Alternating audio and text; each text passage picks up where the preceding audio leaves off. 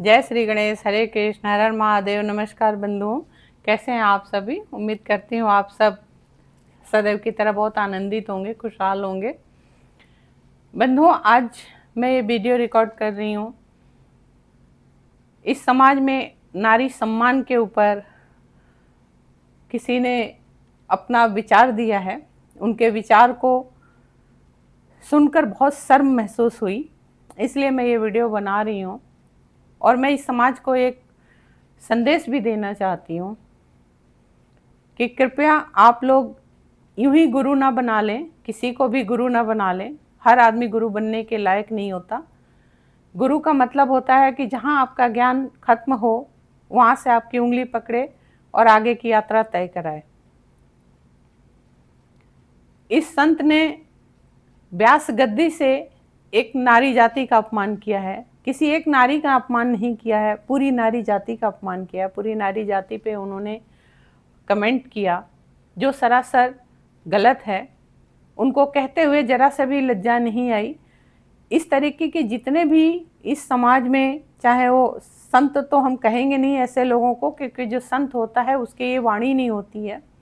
संत एक बहुत बहुत बड़ी चीज होती है। हम परमात्मा का स्वरूप संत में देखते हैं, हम परमात्मा का स्वरूप अपने गुरु में तलाश करते हैं। और इसीलिए तुलसीदास जी ने कहा है, गुरु बिन भव निधि तरे न कोई, जो विरंची शंकर सम होई। गुरु जो होता है वो भगवान शंकर की तरह होता है। जो भी गुरु का ध्यान करता है, गुरु का स्मरण करता है, तो एक बहुत पवित्र भावना होती है हमारे हृदय के अंदर, बहुत ही नेक भावना होती है।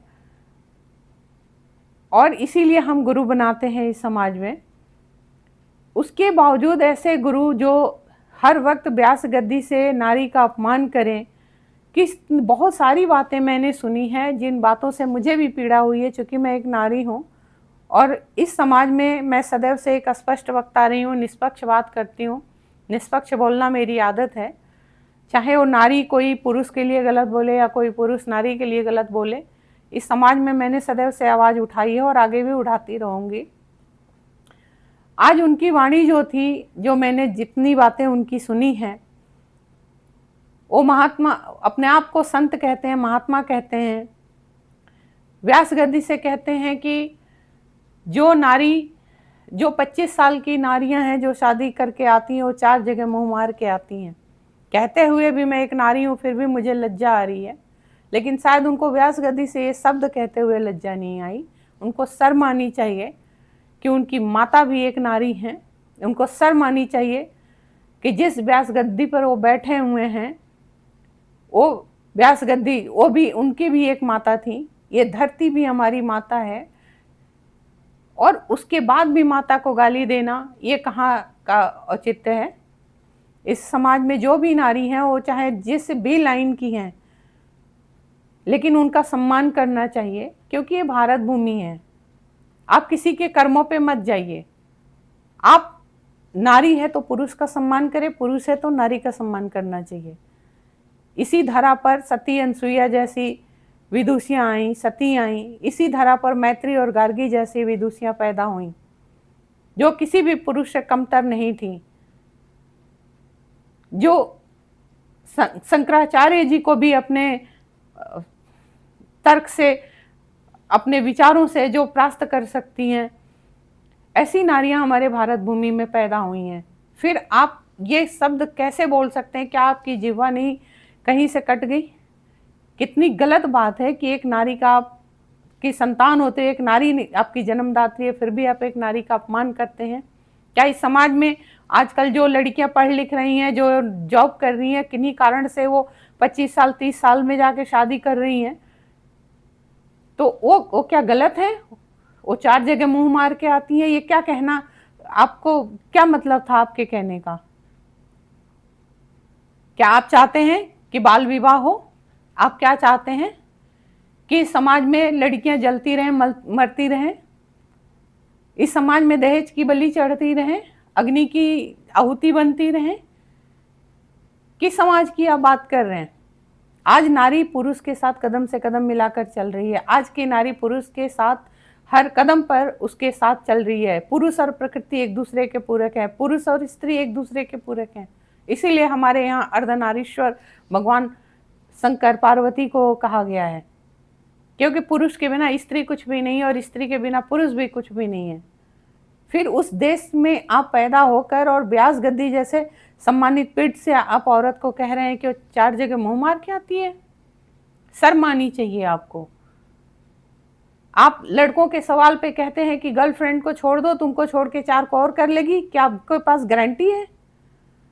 अगर हम पलट के आपको कहें कि आप एक व्यास गद्दी से बैठकर और आप कितने बड़े आप महात्मा हैं, क्योंकि ये महात्मा की सोच नहीं है। कोई भी महात्मा इस तरीके की बातें किसी स्त्री जाति के लिए, कोई अगर विदुषी महिला है तो किसी पुरुष जाति के लिए ऐसे अपमानजनक शब्द कभी नहीं बोलेगी। आप इस समाज में रहते हैं, ये समाज जहाँ सभी धर्मों का आदर करता है, सभी धर्मों का सम्मान करता है, हमारे सारे शास्त्रों का सम्मान करता है, गुरुजनों का सम्मान करता है, संतों का सम्मान करता है, उस धरा पर आपको इस तरह के शब्द बिल्कुल आपको नहीं बोलना चाहिए। शर्म आनी चाहिए आपको। संत किसी वस्त्र आभूषण का नाम नहीं है। मैंने सदैव से इस बात को समाज के सामने रखा है, आज भी आप लोगों के सामने रख रही हूँ।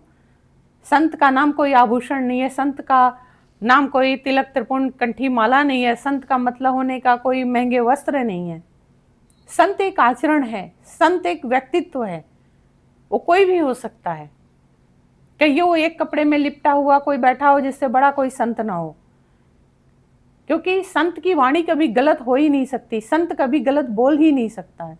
संत अपने बच्चों को सदैव उंगली पकड़ के आगे ले जाता है, उसको ज्ञान देता है। जहाँ हमारा ज्ञान समाप्त होता है वहीं से हमारे ज्ञान को आगे की तरफ ले जाता है। वो हमें समझाता है कि वास्तविकता क्या है, परमात्मा की प्राप्ति कैसे होती है। संत कभी भी स्त्री और पुरुष में भेदभाव नहीं करता है। संत हमेशा से स्त्री और पुरुष को साथ लेकर चलने की सलाह देता है। अगर हमारा समाज अगर स्त्री के इतना खिलाफ होता तो राम के साथ सीता का नाम नहीं आता, महादेव के साथ पार्वती गौरी का नाम नहीं आता, कृष्ण के साथ राधा या रुक्मणी का नाम नहीं आता, भगवान विष्णु के साथ माँ लक्ष्मी का नाम नहीं आता, रुद्र के साथ रुद्राणी ना होती, ब्रह्मा के साथ ब्रह्माणी नहीं होती। कहीं पे भी स्त्री को देखिए का कितना सम्मान दिया गया है, हमारे शास्त्रों में कितना सम्मान दिया गया है, हमारे देश में कितना सम्मान दिया गया है। आज भी स्त्री पुरुष के साथ कदम से कदम मिलाकर चल रही है। आसमान हो, धरती हो, जल हो, हर जगह नारी पुरुष के समकक्ष खड़ी है। फिर उस जगह पे आप नारी को कैसे इस तरह के कह सकते हैं? ये इस तरह की सोच इस संत का ही नहीं, पूरे समाज में किसी भी पुरुष की नहीं होनी चाहिए कि महिला पर कोई इस तरीके की टिप्पणी करे। और किसी भी महिला को ये समझ रखनी चाहिए कि किसी भी पुरुष के लिए वो इस तरीके की टिप्पणी ना करे। कोई महिला अगर सही है गलत है उसकी अपनी परिस्थितियां हो सकती है, कोई पुरुष सही है गलत है उसकी अपनी परिस्थितियां हो सकती हैं, लेकिन इसका ये मतलब नहीं कि आप कोई दूसरा उसके लिए कोई छीटाकाशी करे। पहले उसकी परिस्थितियों को समझिए, उसके बाद ही आप उस पर कुछ बोलिए तो भी समझ आता है। हमारे शास्त्रों में देखिए कितना वर्णन मिलता है, चाहे वो बाइबल को आप उठा के देखिए, जहाँ पे गुरु की ही आवश्यकता पर कई जगह स्पष्ट बाइबल में संकेत है। जो कोई परमपिता के पास जाता है वह मेरे जरिए जाता है, ऐसा गुरु की वाणी है, ऐसा दर्शाया गया है। जो कोई उस पिता को नहीं जानता है वो गुरु के माध्यम से उस पिता तक पहुंचता है, ऐसा शास्त्रों में वर्णित है।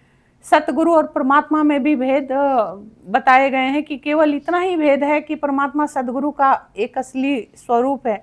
यही सोचकर लोग सदगुरु की तरफ जाते हैं, सदगुरु के चरणों में जाते हैं। इसीलिए सदगुरु की उपाधि दी गई है, ना कि इसलिए कि आप कहीं पे भी बैठ के किसी के लिए कोई टिप्पणी करिए। हम मानव जाति में, आप भी मानव हैं, हम भी मानव हैं। आप अगर कुछ शिक्षा दे रहे हैं समाज को तो बेहतर शिक्षा दीजिए। समाज को पीछे ढकेलने वाली नफरत जैसे शब्दों का आप बिल्कुल अपने शब्दावली से बाहर करें। ये समाज को आप जहर देने का काम ना करें। स्त्री और पुरुष में भेदभाव ना करें। स्त्री और पुरुष में कोई भेदभाव नहीं है। स्त्री और पुरुष सिर्फ एक एनर्जी है, एक एनर्जी ही पुरुष है, वही एनर्जी स्त्री है। और दोनों जब मिलते हैं तभी इस सृष्टि की रचना होती है, तभी ये सृष्टि आगे बढ़ती है। पुरुष और प्रकृति एक दूसरे के पूरक हैं, वो एक दूसरे के बिना कुछ भी नहीं है। और इसी वजह से ये सृष्टि चल रही है। तो कहने का मतलब संसार में सभी लोग किसी न किसी की भक्ति करते हैं, वो शैव हो सकते हैं, वो वैष्णव हो सकते हैं, और उसी हिसाब से वो अपने गुरु का चयन करते हैं। बड़ी श्रद्धा भावना लेकर वो अपने गुरु के शरण में जाते हैं, बहुत श्रद्धा भावना लेकर अपने गुरु पे ही अपना जीवन अर्पण कर देते हैं कि गुरु जैसा आपका आदेश हो, जैसा आप समझाएं। लेकिन मैं उन लोगों से भी कहना चाहूँगी कि किसी को गुरु बनाने से पहले, किसी की शरण में जाने से पहले 100 बार सोचिए समझिए कि वो गुरु बनने के योग्य है कि नहीं है। क्योंकि कहते हैं कि गुरु करो जानकर और पानी पियो छानकर, तो इसमें सच्चाई है। हमारे जो भी कुछ चीज़ें हमारे धर्म में हैं, हमारे देश में जो भी चीज़ें कही गई हैं, उन बातों के महत्व को समझना चाहिए, और महत्व को समझ कर ही हमें अपने जीवन को उस दिशा में मोड़ देनी चाहिए। बहुत महंगे वस्त्र आभूषण पहन लेने से, कंठी माला तिलक त्रिपुंड पहन लेने से कोई हमारे गुरु कहलाने के लायक नहीं हो जाता है। उसका आचरण देखिए कि उसका आचरण गुरु के लायक है या नहीं है, वो गुरु के लायक है कि नहीं है, वो हमारे सोच को कहाँ ले जाएगा, हम उसके शरण में जाएंगे तो हमें कौन सी दिशा दिखाएगा, सब सोच समझ के ही गुरु करना चाहिए। किसी संसार में देखिए किसी न किसी की भक्ति जैसे भी हम लोग करते हैं, उसी तरीके से हमारे गुरु होते हैं, तो गुरु का सदैव आदर करना चाहिए, यही हमारा शास्त्र सिखाता है। और इसीलिए हमारे गुरु कहते हैं कि अपने अंदर का जो भी अहंकार है, उसका त्याग कर देना चाहिए, मद लोभ जो भावना है उसका त्याग कर देना चाहिए, तभी गुरु की शरण में जाना चाहिए। और अगर है भी तो गुरु का काम है इन सब चीज़ों से, ईर्ष्या जलन द्वेष और मद लोभ अहंकार जैसी भावना से गुरु हमें छान का हमें अलग एक नई दिशा दे, वो परमात्मा की तरफ का दिशा दिखाए, जो परमात्मा को हम प्राप्त कर सके, परमात्मा की तरफ का रास्ता दिखाए, ये गुरु का कर्तव्य होता है। और कहते हैं ना, यह तो घर है प्रेम का, मारा गगम अगाध, शीश काटी पग तल धरे तब निकट प्रेम के द्वार, ऐसा कबीर जी ने कहा है। और आप लोगों ने पढ़ा होगा, मैंने भी पढ़ा है, प्रेम और भक्ति समस्त वासनाओं का, तृष्णाओं का, कामनाओं का त्याग करने का नाम है, त्याग करने का मार्ग है। प्रेम के मार्ग में कर्म कांड, तप, त्याग सब निर्थक है, क्योंकि प्रेम और भक्ति के साथ नम्रता, दीनता, पवित्रता आदि गुण भी बहुत जरूरी होता है। आपकी रहन सहन कैसा है, आपका खान पान कैसा है, आपकी वाणी कैसी है, आप समाज को क्या शिक्षा दे रहे हैं, समाज को कौन सी दिशा दे रहे हैं, किस दिशा में ले जाना चाहते हैं, ये बहुत कुछ निर्भर करता है। इसलिए हम लोगों को भगवान के चरणारविंद का ध्यान सदैव करना चाहिए, भगवान के चरणों का ध्यान कीजिए, भगवान से कहिए कि परमात्मा आप मुझे सही गुरु की पहचान कराएं, सही गुरु के का मार्ग दिखाएं। रही बात जहाँ तक स्त्री जाति की, तो आप देखिए हम जिस समाज में रहते हैं वहाँ स्त्री को कितना सम्मान दिया गया है। महादेव जो गंगा जी को स्वयं अपनी जटा में, अपने सिर पर स्थान देते हैं, माँ गंगा देवी थी, लेकिन उनका रूप तो स्त्री का ही है, लेकिन महादेव ने उनको अपने शीश पे रखा है, अपने शीश पर स्थान दिया है। तो शास्त्र हमें क्या सिखाता है कि कोई भी स्त्री हो, ये समाज उसका सम्मान करे, कोई स्त्री है वो पुरुष का सम्मान करे, पुरुष है स्त्री का सम्मान करे। माँ लक्ष्मी सदैव भगवान विष्णु के चरणों के तरफ बैठी रहती हैं, उनके चरण दबाती रहती हैं। भगवान विष्णु के पास कोई कमी नहीं है ऐश्वर्य की, भगवान विष्णु स्वयं सृष्टि के संचालक हैं, स्वयं सृष्टि के परमपिता परमेश्वर हैं, लेकिन माता लक्ष्मी स्वयं उनके चरण दबाती रहती हैं। इस समाज को क्या संदेश देती हैं कि कोई भी स्त्री है पुरुष का सम्मान करना चाहिए, अगर वो पत्नी है तो अपनी पत्नी धर्म को निभाए, अपने धर्म में जो भी यथा विधि उसका पालन करे। कहीं से भी हमारे समाज में स्त्री का अपमान नहीं किया गया है। हमारे ही समाज में देखिए, सावित्री को देखिए, जो अपने पति की जान को यमराज से भी लड़कर वापस लेके आने की सत्यता रखती हैं, इतनी उनके अंदर वो शक्ति थी। तो कहने का मतलब इस समाज में किसी भी स्त्री का अपमान करने का किसी पुरुष को कोई हक नहीं है। जो भी संत महात्मा कहलाते हैं, कृपया वो अपने आचरण पे ध्यान दे, अपने शब्दों पे ध्यान दे।